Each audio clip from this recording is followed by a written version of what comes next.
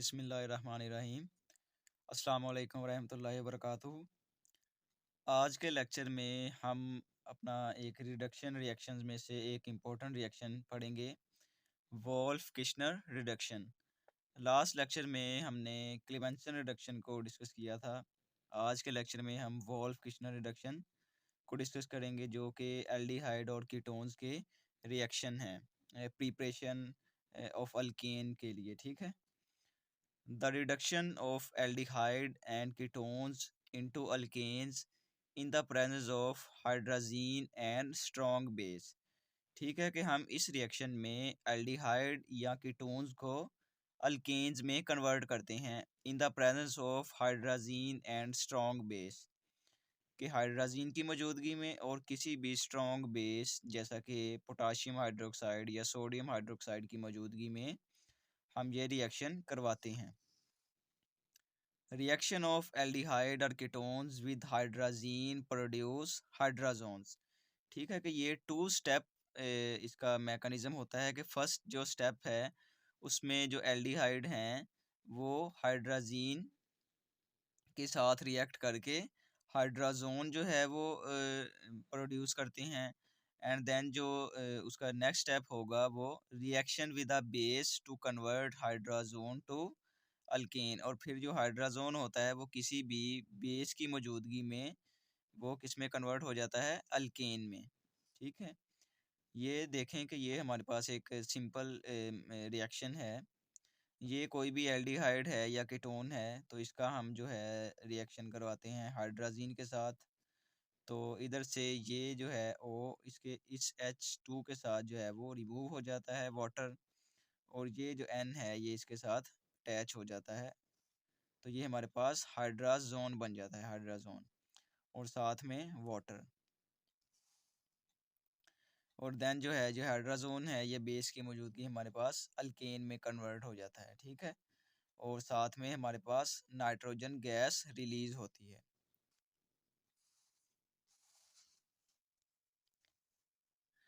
Here carbonyl group of aldehyde and ketones is reduced to CH2 group, के हमारे पास ये जो एल्डिहाइड या कीटोन्स में कार्बोनाइल ग्रुप होता है C डबल बॉन्ड O, ये रिड्यूस हो जाता है CH2 में। ठीक है कि अल्केन्स के CH2 में ये रिड्यूस हो जाता है। जैसे कि एग्जांपल इधर गिवन है कि हमारे पास ये एसीटोन है, इधर से ये वाला जो ग्रुप है ये वाला रिमूव होगा तो इधर CH2 बन जाएगा। ठीक है। तो हमारे पास ये प्रोपेन बन जाएगी, ये हाइड्राजीन, और ठीक है ये इसकी मौजूदगी में हमारे पास ये अल्केन हासिल हो जाती है प्रोपेन, और नाइट्रोजन गैस रिलीज होगी।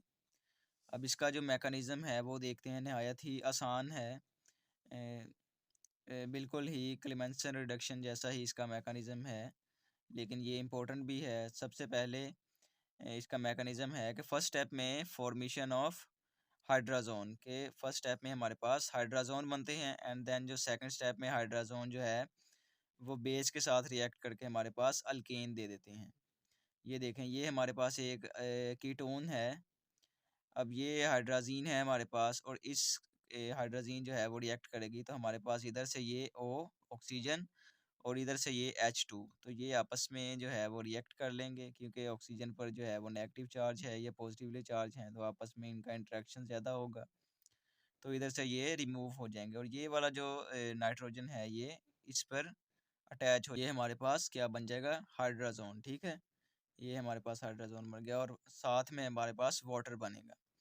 अब दूसरे स्टेप में जो है फॉर्मेशन ऑफ अल्केन्स, कि ये जो हमारे पास हाइड्राजोन है ये बेस की मौजूदगी में हमारे पास क्या देते हैं, अल्केन। ये देखें ज़रा ये OH है। ठीक है कि ऑक्सीजन पर क्या है, नेगेटिव चार्ज। अब ये वाला जो O है ये इस पर अटैक करेगा हाइड्रोजन पर, और ये वाला बॉन्ड इधर शिफ्ट हो जाएगा। ठीक है। और इधर से क्या होगा, ये वाटर रिमूव हो जाएगा। अब ये देखें कि ये वाला बॉन्ड अगर इधर शिफ्ट हुआ, ठीक है, और ये वाला बॉन्ड आगे शिफ्ट हो जाएगा, तो कार्बन पर क्या आ जाएगा, नेगेटिव चार्ज। और ये वाला बॉन्ड इधर शिफ्ट हुआ तो नाइट्रोजन नाइट्रोजन डबल बॉन्ड आ गया, और ये H वैसे का वैसा ही। अब ये देखें कि इधर फिर हाइड्रोलिसिस करवाया वाटर की मौजूदगी में, तो ये वाला जो कार्बन है इस पर नेगेटिव चार्ज है, तो ये किसको किसको अट्रैक्ट कर लेगा, इस हाइड्रोजन को, पार्शली पॉजिटिव चार्ज को। और ये वाला बॉन्ड आगे शिफ्ट हो जाएगा, तो ऑक्सीजन पर क्या है, पार्शियल नेगेटिव चार्ज। अब ये देखें कि ये वाला जो हाइड्रोजन है ये इस कार्बन पर अटैच हो गया, तो हमारे पास ये वाला प्रोडक्ट बन जाएगा। अब अभी भी नाइट्रोजन पे जो है वो लोन पेयर मौजूद हैं।